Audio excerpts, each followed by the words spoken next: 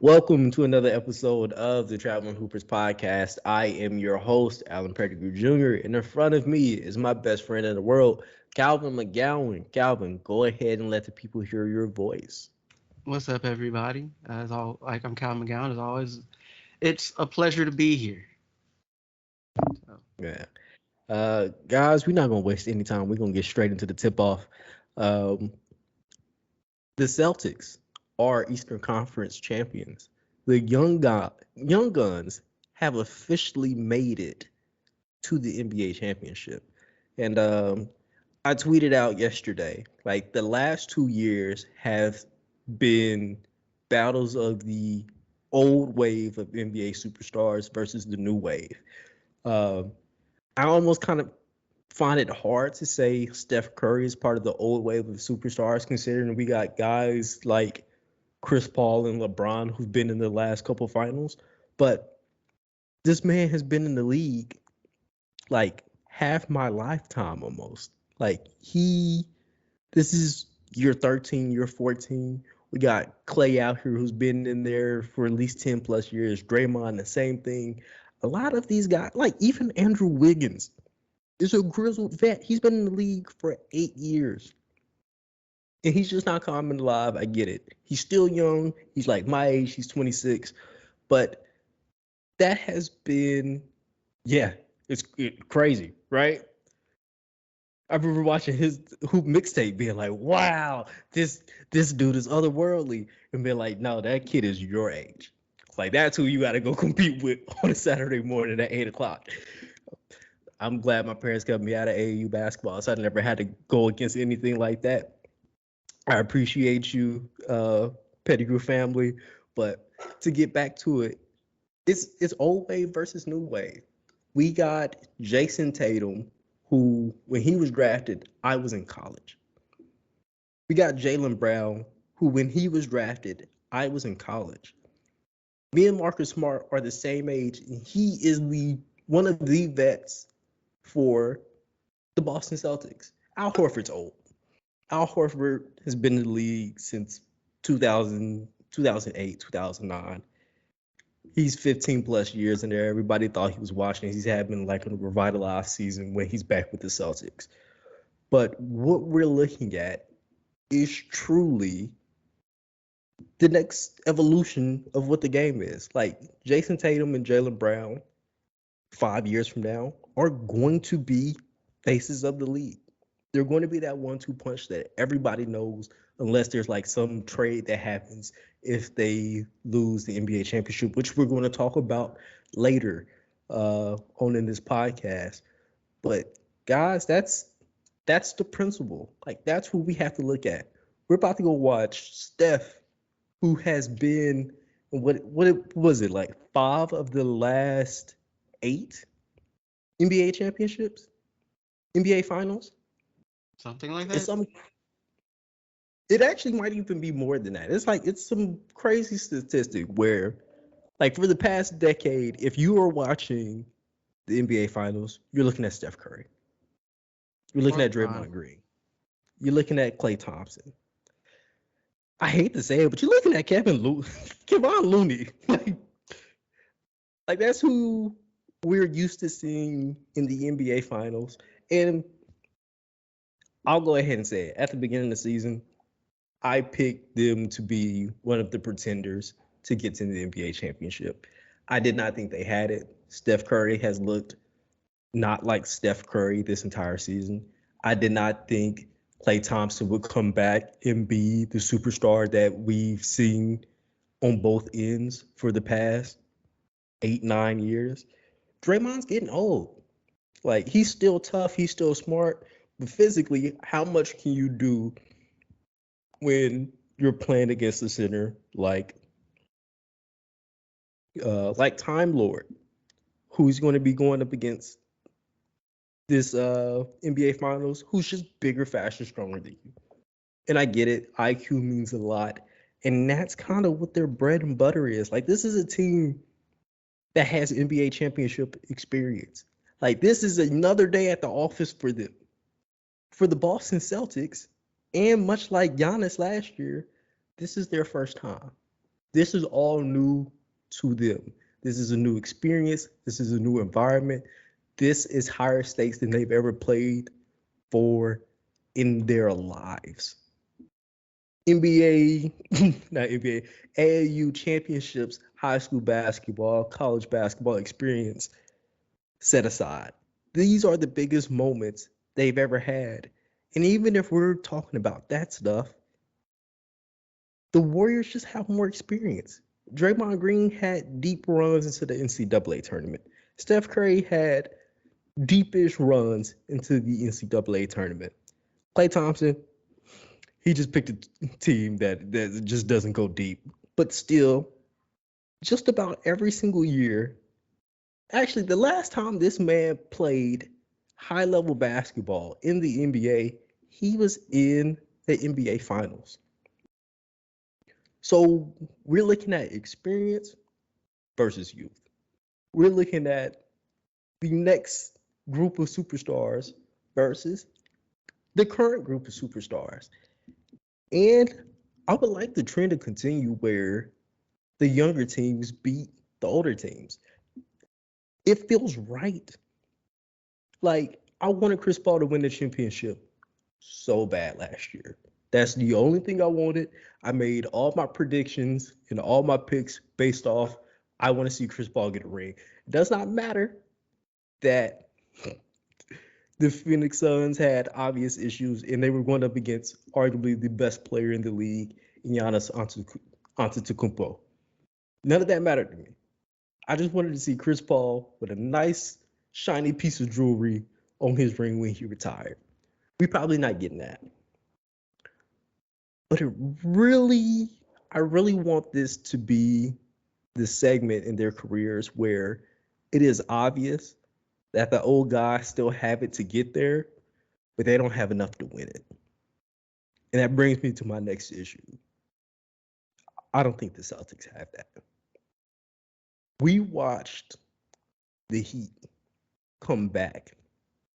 Well, when they weren't trading back-to-back blowouts, we watched the Heat come back in the second half and most importantly in the fourth quarter, probably the last three games, where the Celtics came in with a double digit or at least like a sizable enough lead where you didn't have to worry about much going into the fourth quarter. And they pissed it away every single time. I get it. Jimmy Butler had to go for 47 in game six with Kyle Lowry doing a lot of damage. It was more of the same in game seven. But the fact that you were losing within the last 4 minutes of a game seven versus the old injured guys says a lot about you as a team. Like, you're just not ready. Like, some things are missing. You don't have that. Let's go ahead and finish them yet. And that scares the dickens out of me. With that being said, I still got the Celtics in six, mainly because I'm going based off a narrative of the new wave is here and they're coming to knock off the old guys. I want that to happen. But the way they're playing at the end and after what we just saw with Golden State Warriors, who once they get to a 10-point lead, there's no coming back. There's no coming back on the Warriors once they get to a 10-point lead. They have established themselves as soon as we have a double-digit lead, that's it. That's the game. We're going to hold on to this lead. We're going to keep plugging away at it. Whether you stop us from scoring, that just means we're going to stop you from scoring. If you score, we're going to score back. Like, they have figured it out what it means to win and close out a game in a series. And I don't think that's the same with the Celtics.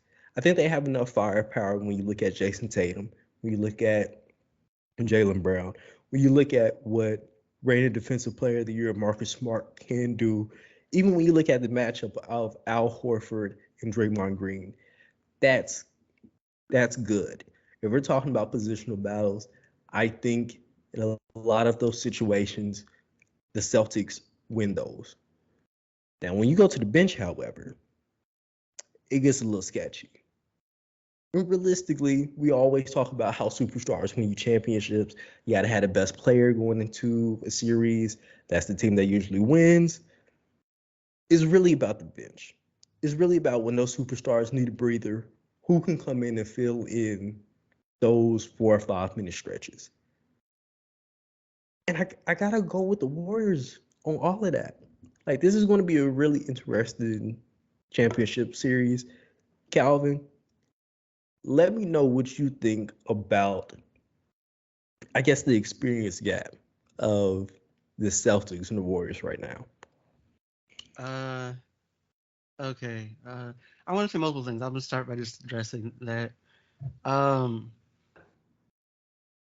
let's see. Okay, so this is gonna sound like I'm an idiot, but the gap is it's a big gap. Like, and so like here's the thing, right? Um, the Warriors, of course, have several advantages, a lot of which stem from that experience. One, they've been here before, many, many times.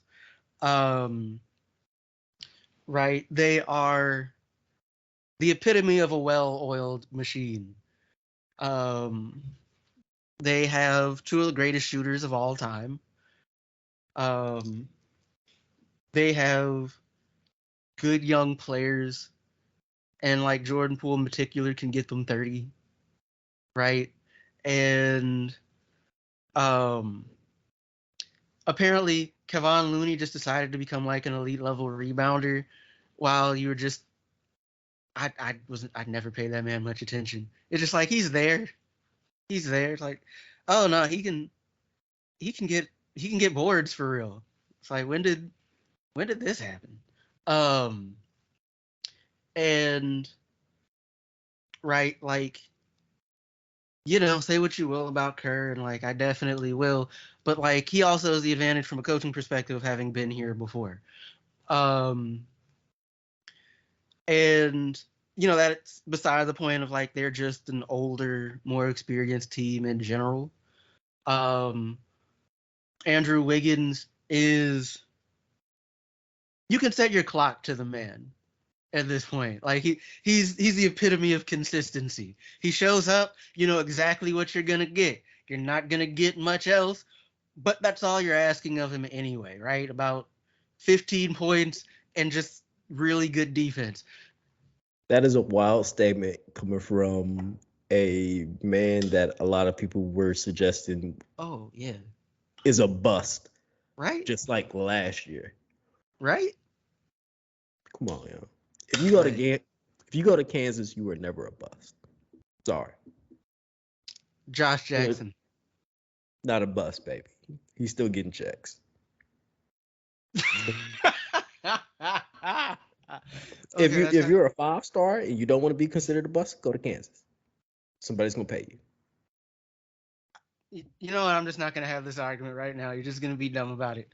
Um, but uh, regardless, though, yeah, that is a wild statement to say about him because a lot of people were saying that and whatever. It just goes to show you that nobody plays their best basketball in Minnesota. Um, so uh, that said, though, the Golden State Warriors are gonna win, barring some wild stuff. And like this isn't like a knock on the Celtics, right? This is a knock on Smart or Tatum or Brown or like anybody. It's just like they're and like maybe we'll look up and like this will have aged badly. That would be fun. But like I just don't think they are ready to beat the Warriors. Um and maybe coaching can overcome some of that, but like you can't really rattle the Warriors. And I think you can rattle Boston a little bit. Um Also, rattling people is basically Draymond's whole thing at this point. Um, so there's that. Uh, but like, if I may, for a second, make some statements on Game 7 last night, which I'm gonna be honest, I kind of like halfway paid attention, but like I like there were points I paid full attention. Regardless, um, I like Jimmy Butler. I like Jimmy Butler a lot. A locked-in Jimmy Butler is as good as or better than just about anybody else in the league. Granted, okay, all right, look, Jimmy Butler in this, and like Jimmy Butler when the Heat were in the finals against like the Lakers. Who's outplaying him? You have a point. If we're talking about anybody outplaying him, that game that Anthony Davis had where he decided to shoot the ball well, I get that's the only person I can think of. But Like, you know how I feel about Anthony Davis. but like, still, right? It's just like the game was only as close of it as it was because Jimmy Butler exists. And of course, Bam Adebayo helped, and he helped a lot. But for some reason, the Heat as a team forgot what it looked like to see the ball go through the hoop from three. If they had shot from deep at even a mediocre clip, they are like we're talking about them in the finals right now, right? Um, and like it was legit. Just they actually let a lot of stuff go in that game. The rest at various points, I felt like this wasn't for anybody in particular, but it's just kind of like, are we not calling these? Okay. Um, and right, I'm sure Jimmy is getting a lot of heat for that three right near the end of the game, which I get. But I would also make the argument that if he wasn't playing, he like that three, like the make or miss on that wouldn't have mattered anyway. Exactly. And he was trying to win it. Like I Yeah, respect you for trying to get up out of here. Like you've been playing all game. You're the only person that can score on your team for real. Like, no, we're not gonna survive in overtime. We need to go home. right. And it's just like so like I'm not gonna like I can't just me as a like just looking at it from the outside, like I can't get too mad at him for taking that. It's like it would have been nice if it at least hit the rim. But like it wasn't a terrible decision, right? There might have Yeah, been you're better asking decisions. too much. Yeah. Mhm. Um is but like the Celtics did lead a lot of that game, right? They played really good defense. Um Tatum and Brown were Tatum and Brown at this point. Like if we kind of know what to expect from them. They are very good at basketball. Um, and Al Horford had like 14 rebounds and like 5 points. Um, and like, like the Celtics did just enough to win the game, basically. Which, at the end of the day, is all you really need to do. Well, I mean, it's either that or like the Heat played just good enough to lose, which is also a sound argument because again they shot horribly from deep. Um, but I guess kind of moving, back to this upcoming series. Um, the Celtics can't get away with some of the stuff they got away with the Heat. Um, right? The in particular is the team that the Warriors have too many shooters. Um, the Celtics are like assuming that they are going to have a chance. They're gonna have to play some of the best defense they played all playoffs, and that's already saying something. Um, right? And they're going to have to limit mistakes. I'm not so sure how well they will do with that second part, being as young as they are, even though, they're hardly the youngest team in the league at this point, but their best players are all pretty young dudes. Tatum is like, 24? Uh, Brown might be a year or two older, maybe. Um, Yeah, Brown is 25. right. Um, right. Robert Williams is younger than either of them. Uh, I don't know about White like offhand, and like Grant Williams. I'm not even gonna pretend. I'm not sure what he does at the NBA level, but I guess he's pretty good at it. Uh, because they keep giving him playing time. Yeah, and it's working too. By the way, Yes, Derek White is the old man on this team at 27, and Grant Dean Williams, great middle name by the way, he is 23. this surprises me somehow.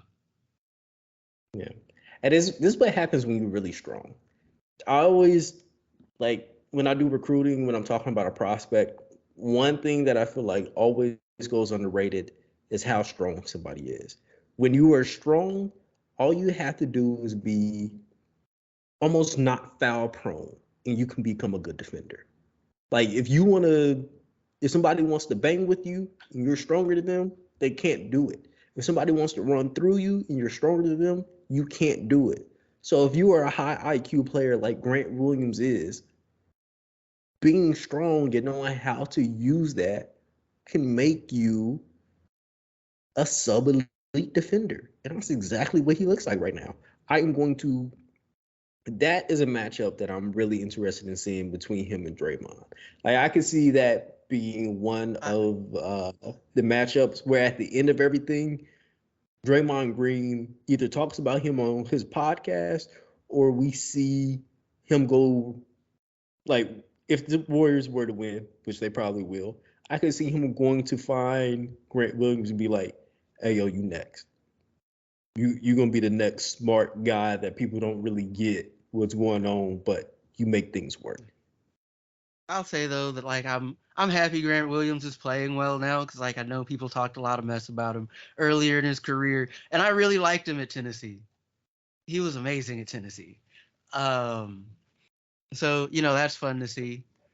Um, also, actually, I'm thinking now. I'm thinking about like just coaching things and whatever. Because like both teams have some big dudes in like Looney and uh, Robert Williams, but like will folks try and play small and all that? I don't know. There's a lot of little things you could kind of go into from like what are the things the coaches are going to try and do, right? Like how are you going to try and like get Curry to take just become an awful shooter for a game or two? Um, right? You got to keep Klay Thompson from seeing the ball go through the hoop from deep.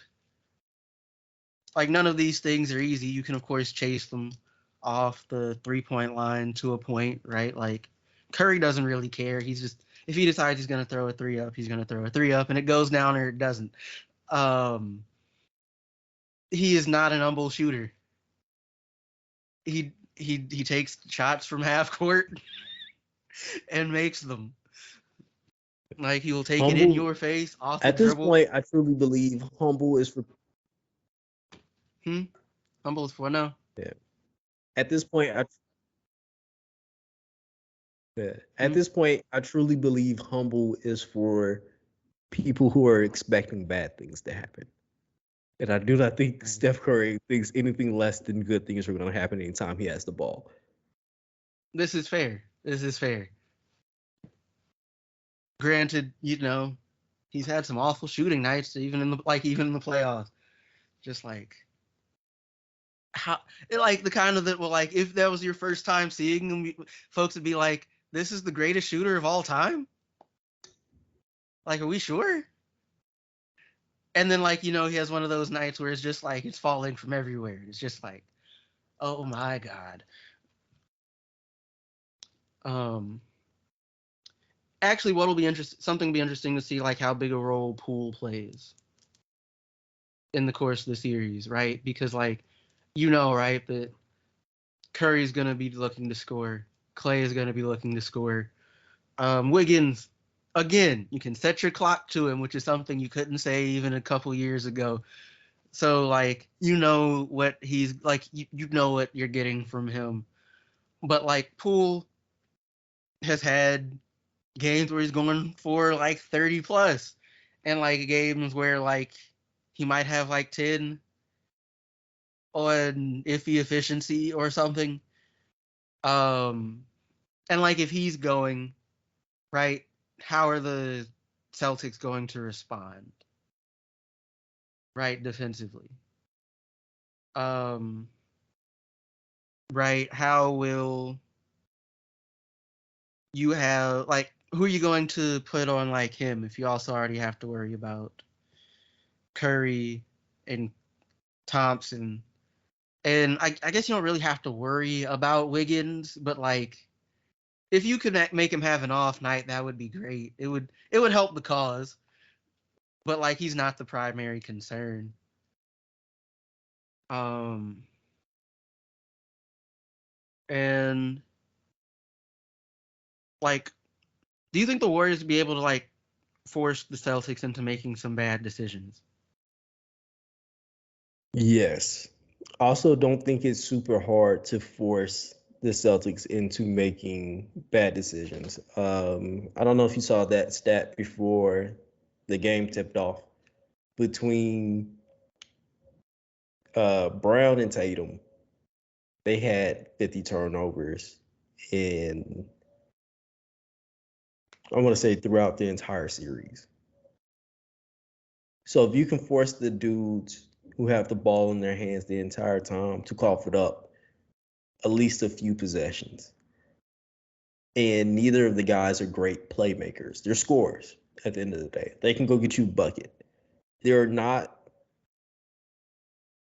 looking to like super get their teammates involved, which is really weird because during the bubble, Jason Tatum had that span where he kind of looked like Kawhi as a distributor, where if you give the ball to him on like the elbow, like he can pass the ball to everybody. Like he can see the floor, he can get everybody else involved. And they've kind of like went away from that.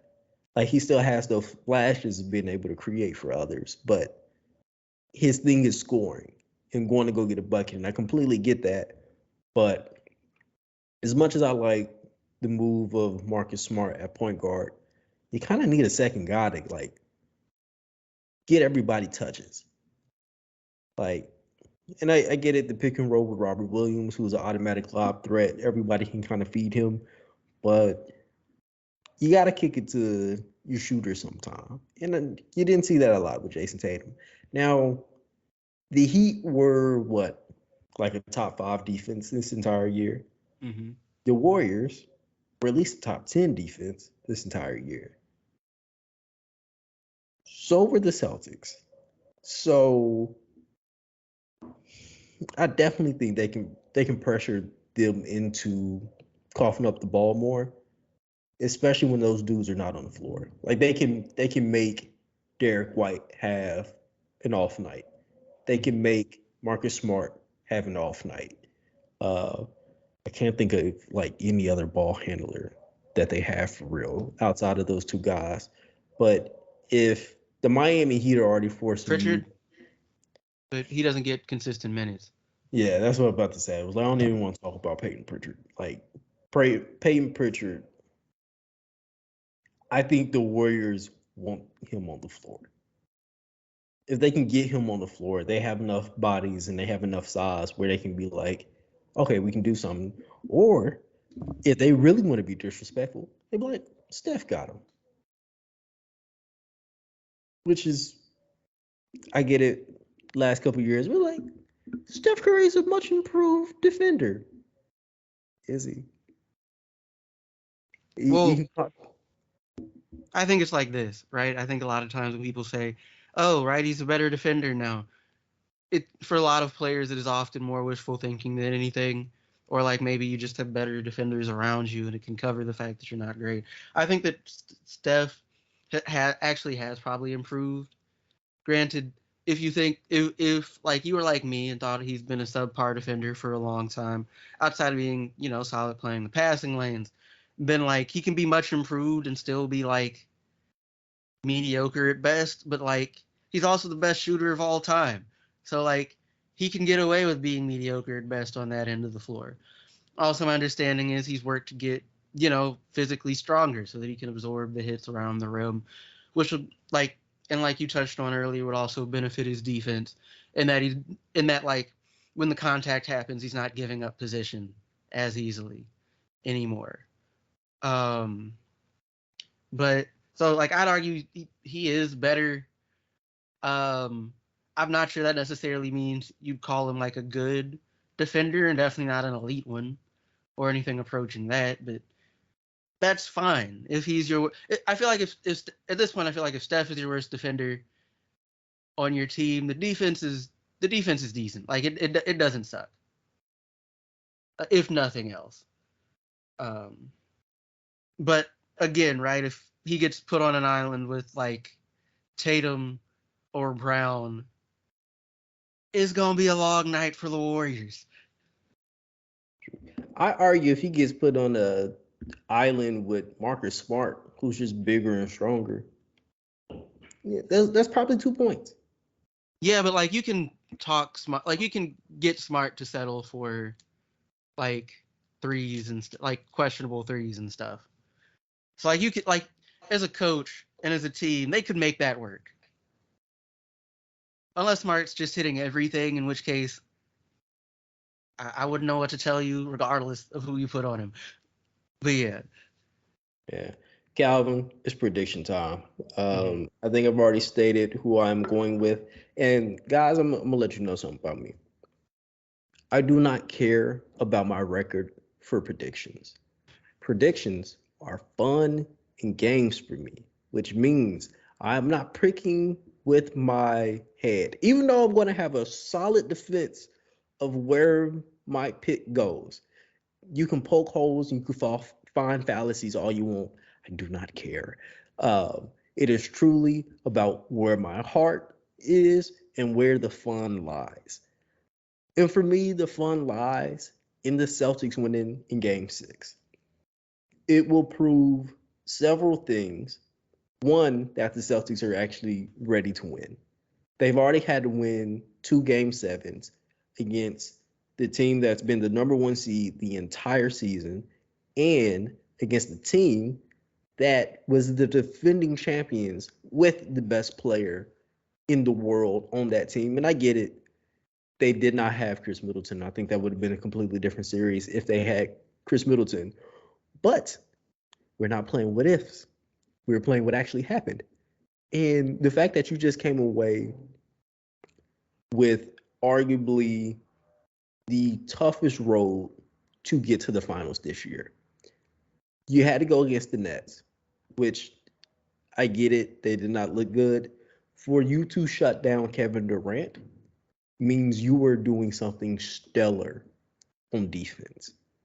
That is an incredibly hard task. For you to slow down Giannis, who I get it, played a ton of minutes in that series and was probably gassed by the time that happened. But you got over a team that just won a championship that was as well oiled as just about any other team, even though they did not have Chris Middleton. And then you got over the Heat, who have been arguably the best team, even though questionable talent. They, as much as I watch the Heat throughout this playoffs, they still have guys on their roster. I'm like, who are you? Like Gabe Vincent. Who is Gabe Vincent? Like, there's no disrespect to Gabe Vincent because he's nice. He's proven to be a really good player. And that he always do their due diligence of finding guys who should not be there, but they produce. Like it's him, Max Struess, it's Duncan Robinson, who barely played this entire playoffs. It's guys like that that they find and they put in the right places to succeed. But you see when it's like game time, there are guys that you probably wouldn't expect to succeed, and that happens. But beside all of that, the Warriors had the hardest time. I mean, not the Warriors, the Celtics. Freudian slip, guys. Trust me. I ain't rocking with the Warriors like that. Still have my biases. The Celtics had the hardest road to get there. And the fact that they're going up against a grizzled group that have won NBA championships, have pretty much dominated the last decade of basketball along with LeBron James. That's who they have to be. And for them to go out like superheroes and have arguably one of the best NBA championship stories, they have to close it out against the Warriors. And you got to do it. You can't just, if you 4-0 them, you skunk them, you get out of here and you sweep them. That would be beautiful, but that is not a logical thing at all. That's why I say in game 6. For the Warriors, all the experience that they have, having the greatest shooters of all time, having, I'm so glad Philip is not here because I know this would derail the conversation. But having Draymond Green, that mix of players, including my boy Andrew Wiggins, the All Star, that group of players buys you 2 games in the NBA Finals. To me, at bare minimum, I don't care who they're playing against. They can be playing against the Chicago Bulls. That buys you 2 games in the NBA Finals for sure. But I want to see something new. I want to see the young bloods really come out of this. And as much as we're saying that this is the least experienced younger team, the Celtics actually have a lot of experience. Again, they had another good graphic that they showed in last night's game where this is like most of the guys on that team, this is their 7th, 8th, and I think for Al Horford, like 15th game 7 that they've ever played in. So they've been in really tough matchups. They might not know how to win those, but they've been here before. And if they decide to figure out how to win now, doing it in the NBA Finals, while it may be hard, it is the right time to do it. Okay.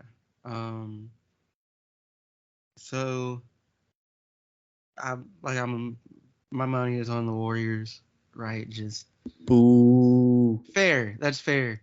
Like the Celtics winning would be infinitely more fun.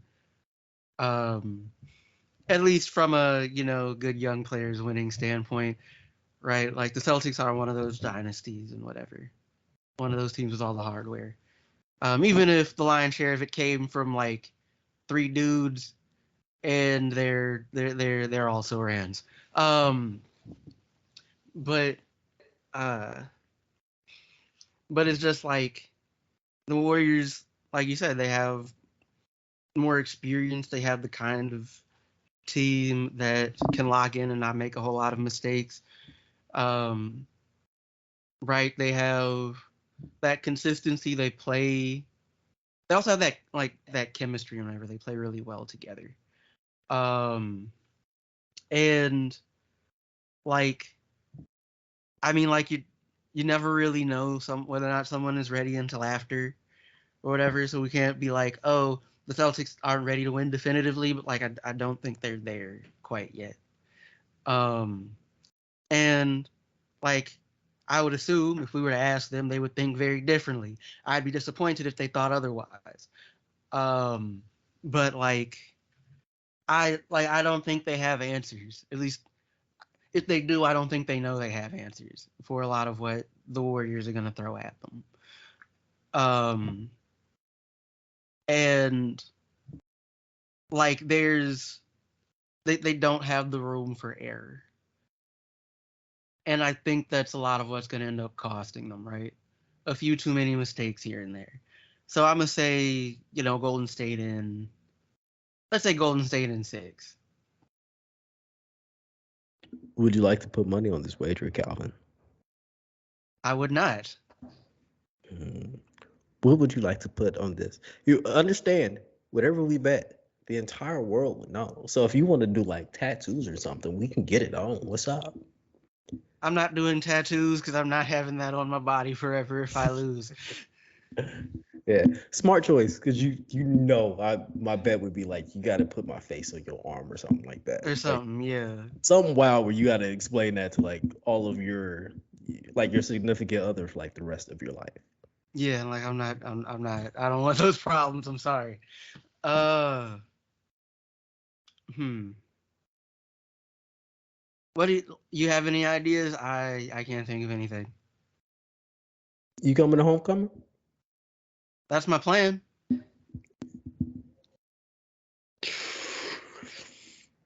I know this bill could get ridiculous. I'm going to say party favors.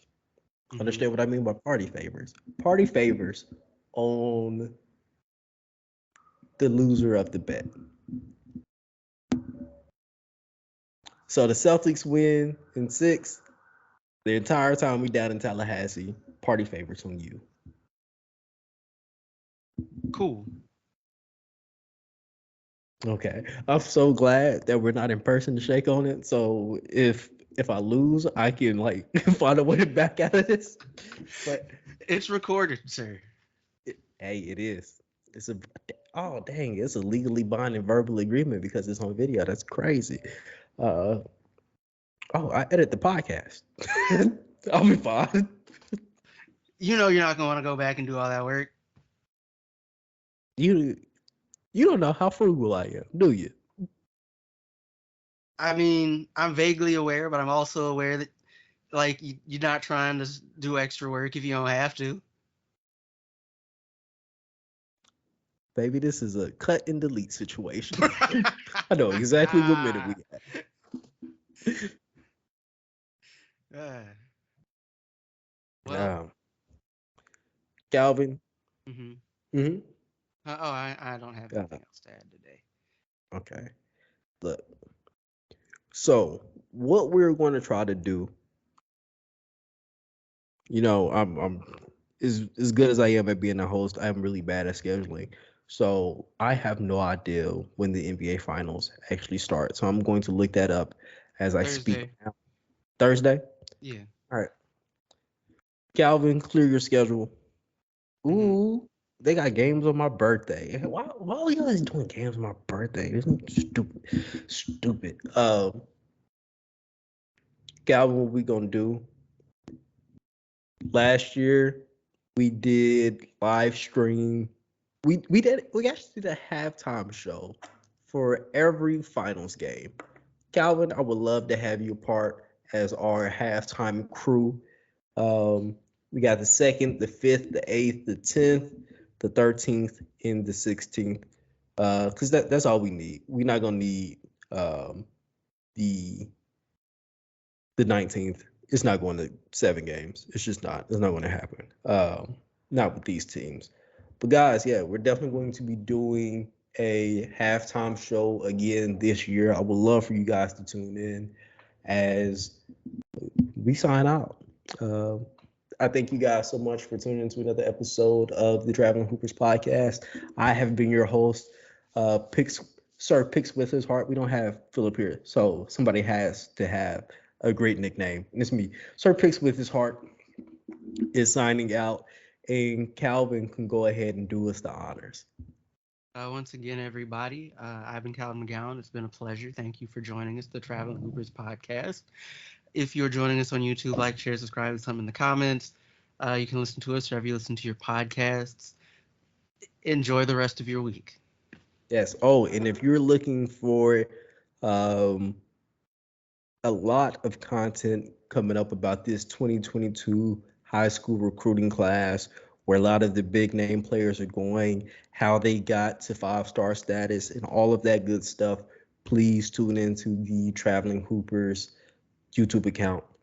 A ton of that content is going to be coming out over the next couple weeks between June 6th through the end of July. So see you guys soon. Thank you for your time.